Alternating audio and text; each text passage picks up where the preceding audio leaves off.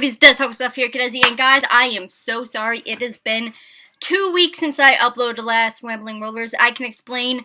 1, I wasn't really feeling into it, making Rambling Rollers. And 2, I couldn't really write down many notes and stuff because the last 2 episodes were very heavily combat-filled. And if you know me, I'm not the biggest fan of combat. This episode, however, very interesting, very intriguing. I got quite a few notes on it. So yeah. Episode 31, let's go. First off, daddy count. No daddies today. And thank you to Woody for, taking a daddy best this week, because Azul wanted to take a break, which is understandable, because the daddy count can get pretty dang wild. And it's a lot to handle stuff. So, Woody's the MVP this week. And also go check out their cover of the Aerois theme. It is very good. It's on, I know it's on the Hyro's Discord, but it should, they should also be putting it on Twitter soon. So, go check that out. Hyro is probably going to retweet it, because so damn good. But yeah, that all that out of the way. Also, Woody's also the MVP for, I'm just gonna say this real quick, Woody's also the MVP for showing Tom my Aerois Vine videos 3. Very much appreciate that, because I am way too scared to tell him myself. But yeah, that out of the way, let's get right into this episode. So it starts out when, they go, pretty much, they go in this room and stuff, and they find a bunch of metal inscribed with, I guess Central Lore. I missed that part. I just got that part from the, person in chat. Thank you, by the way. But yeah. They're in a room, and there's a statue of Siaska at the end of it with her arms out, and a bunch of carvings of the all the other god symbols on the floor, which I really still want to I really want an up-close shot of those symbols, man. I fucking love lore. I'm thirsty for lore, okay? I just love lore, especially the gods, and especially of Siaska and Starbane. If you know me, you know I really want to learn more about Siaska and Starbane. Yeah, so, and, the room is also accompanied by music, but nobody could really understand the language of it, and we'll understand, they know later in the episode that it's because it's in Celestial, which nobody can speak. But Nova's managed to make out a couple of words, 6 words, Starry, Guide, Youth, Bright, Lead, and Mothers. And so Nova's trying to figure out, okay, maybe, alright, maybe if I can figure out the youngest god, maybe it's we gotta go in the order of, the youngest to middle to oldest or something like that. And, yeah. Don't ask me what it is, because I kind of forgot. I think the youngest is Palador. I know the middle is Hespa. I barely remember. I only know, a couple of the gods' names, guys. I really want to learn more about them, though. I love lore, okay? I'm a thirsty bitch for lore. Yeah. So they decided to pause on this puzzle, and go into the room next to it. That is full of dried blood, and they spend a few minutes okay, what should we, okay, maybe we shouldn't go over there, or maybe we should be careful going over there. And, I think eventually, Quill and Aurea go over there, and then blades drop down, which is just great. Aurea manages to get out of it fine. Quill gets cut because it's Quill, and I was so scared that he's gonna lose another limb, mostly because I literally just uploaded Aerois Vines 3, and one of it, in the washing machine, one of the washing machine Vine things, I made a Quill losing limb jokes, and I really didn't want to update that. I just posted it a few days ago. I didn't want to update it, but yeah, so, alright, and then, but yeah, eventually, I think, they solved that room or something. I guess they missed it. And, they meet a ghost in there named Eliquist, and, they are aware that, they made song, they are aware that they died, and, they're the ones who actually made the song, and Celestial and stuff. Also, they used, Eliquist, I think that's how you pronounce it, use they, them pronouns, because back in the day, old elves, they weren't boy and girl, they were just them, they were just themselves. And that's really cool, Mark. I like that, Mark. Yeah.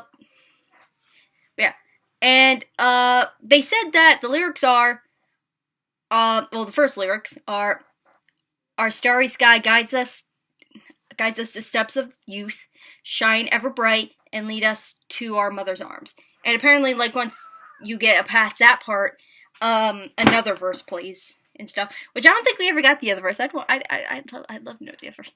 But Noah eventually figures out stuff like,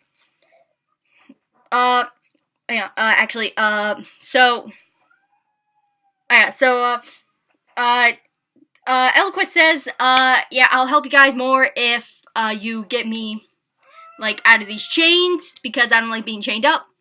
And they're like, okay, cool. So, Quill figured out that, like, since he has a gaping wound somewhere, I guess, maybe, like, put some blood on chains or something and stuff. And, that actually works. And the chain goes solid. But then, like, this weird water monster comes out of the well. And that ain't good.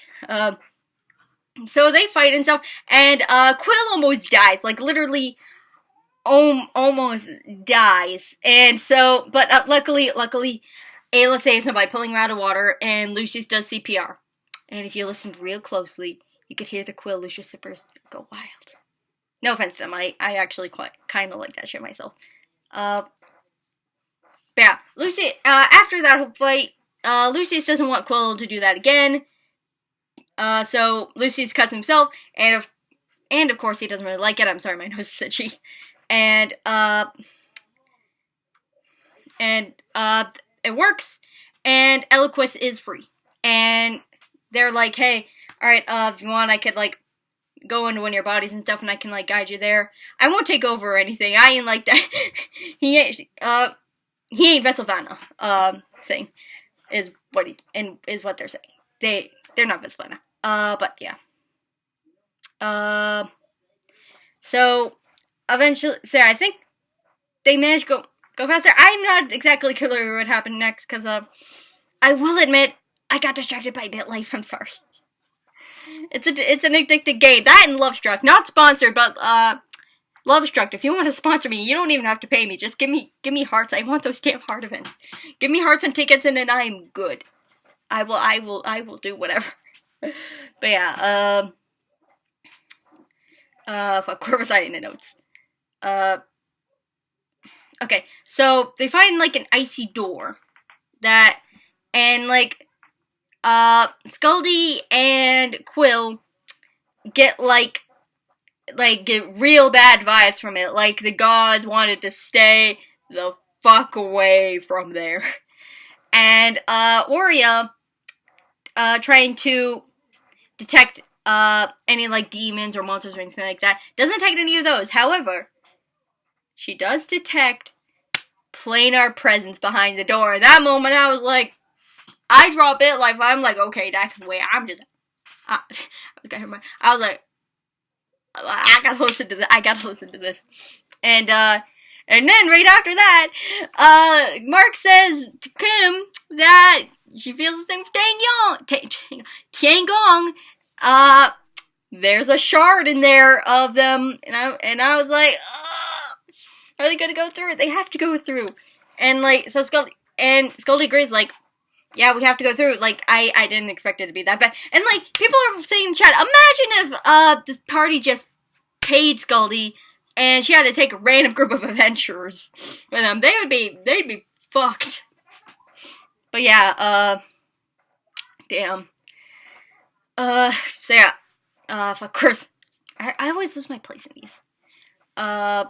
And so, alright, the plan is, Nova's, will disguise herself as Starbane, does a really bad impression of her, or is like, Vala, my daughter, and like, somebody made a really good point in chat. They just admitted, Starbane has a daughter named Vala, and like, Scaldy didn't make one comment on it, like, you could say, like, oh, maybe they're joking or something, but, like, I mean, it wouldn't really make sense for them. Scully's like, wait, does Starbane have a daughter? She would at least be like that, but yeah. Oh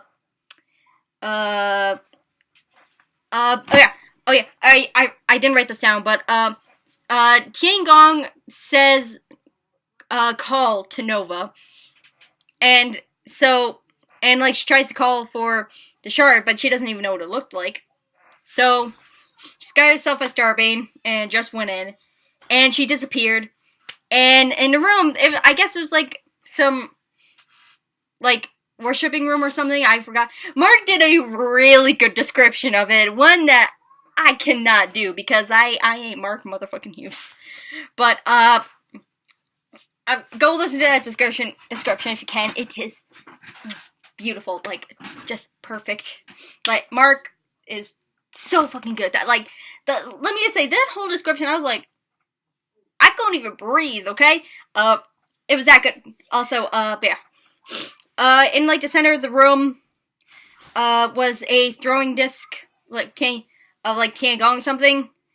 And, there was also a woman in, Court of Shadows armor, I think it is, with a mask.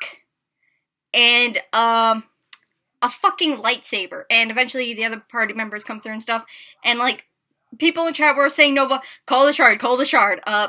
She didn't, so I guess she forgot because, like, she was like, I mean, to be fair, I was also in shock that entire time.